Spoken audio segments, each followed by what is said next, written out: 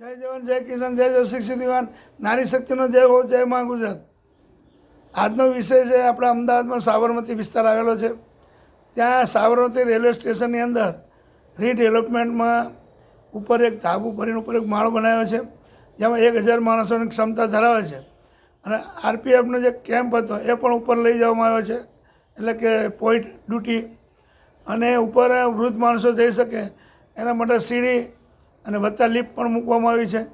તો આ સુવિધા દરેક લોકોએ જાણવું જરૂરી છે કે આ સુવિધા આપણા અમદાવાદમાં સાબરમતી રેલવે સ્ટેશનમાં આ સુવિધા આપવામાં આવી છે. તો દરેક લોકોએ આનો ઉપયોગ પૂરેપૂરો કરવો અને જાણવું. બીજું કે રેલવે ડિપાર્ટની અંદર જે વીઆઈપી કોટો એક હોય છે, એટલે કે રેલવે સ્ટેશનને રેલવેમાં ધારાસભ્ય, સંસદ સભ્ય, મંત્રી લોકો માટે જવા માટે એક રેલવેની અંદર કોટો મૂકેલો હોય છે. તો એ કોટો ટૂંક સમયમાં આ લોકો બંધ કરશે એવું કહે છે, પેપરમાં આવેલું છે. સાચું ખોટું ભગવાન જાણે. તો પેપરમાં આપી દે, બંધ થાય ત્યારે થાય. પણ કદાચ બંધ કરે ખરા, કેમ એ કોટો ખાલી દેવાનો, બધા વિમાનમાં જવાવાળા છે, કોઈ રેલવેમાં ભાગ્યે જ જાય. એટલે વિમાનમાં જવાનું હોય એટલે એમાં કોટો બંધ કરવો જ પડે, કોઈ કામમાં આવે નહીં. આ લોકો નોંધાવે અને જાય તો કામનું, બાકી એ કોટો એમના માટે બ્લોક, બીજા કોઈનો ઉપયોગ ના કરી શકે. તો આ જરૂરી હતું, થાય તો સારું છે પબ્લિક માટે. અને એમાં સરકારને 2 પૈસાની આવક થશે. એવું તો હું કહું, બસમાં બી એ સુવિધા છે, એમટીએસ એસટીમાં ધારાસભ્ય માટે, પણ કોઈ બેસતું નથી. કેમ કે પબ્લિકના પૈસા લે, લોકોના ટેક્સમાં જ મજા કરવાની છે, કોઈ લોકોનું સારું કરવું નથી. હા, મોદીજી એકલા શું કરી શકે? ચલો, મોદીજી એકલા શું કરી શકે? લોકો એમ કે વોટ ચોર કરે, વોટ ચોરી કરે. વોટ ચોરી વિકાસ માટે એકલા શું કામ કરી શકે?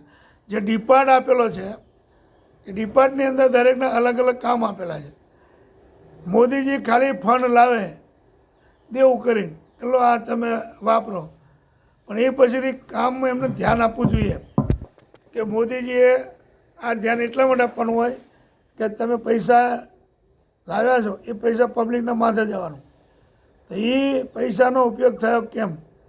તો મોદીજી ભલે ગમે એટલા લાખો કરોડો રૂપિયા લાવે, અબજો રૂપિયા લાવે, પણ એ પૈસા ક્યાં વપરાય, શાના કામ માટે વપરાય, એ જો ધ્યાન નહીં આપે તો ક્યારેય સક્સેસફુલ ના જાય. ખાલી મોદી મોદી કહેવાથી તમારું નામ આગળ વધવાનું નથી. કામ માંગે લોકો, અને વિરોધ પક્ષવાળા વિરોધ કરવાના જ, પણ વિરોધ કરે છે તો સાચો વિરોધ છે ખોટો એનો તમે એને ખુલાસો આપો.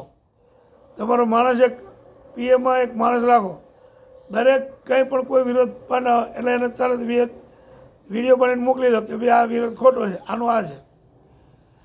એટલે એનાથી તમારી કોલર છે ને વાઇટ રહેવાની, તમને કોઈ ખોટી રીતે બદનામ નહીં કરી શકે, એવું મારું માનવું છે. તો પારદર્શક વહીવટમાં આ વસ્તુ કરી શકાય. એટલે બને ત્યાં સુધી જેટલું થાય એટલું પ્રયત્ન એવો કરો કે પારદર્શક વહીવટ થઈ શકે. કોઈ પણનું કામ હોય, એક પેપર ખાલી નહીં જતું કે જેમાં જે ભ્રષ્ટાચાર ના આવતો હોય. તો આવું કેમ? આનો રસ્તો કંઈક કરો અને એક પણ જગ્યાએ ભ્રષ્ટાચાર ના થાય એવું વ્યવસ્થા કરો. જોકે આપણા દેશની અંદર એક ઉદય હોય ને, ઉદય, એની માફક ભ્રષ્ટાચાર વધી ગયો છે. જે રીતે રાવણકુળ નથી, રાવણકુળમાં કોણ તો 2, એક ઉદય અને ગાંડો બાવળ.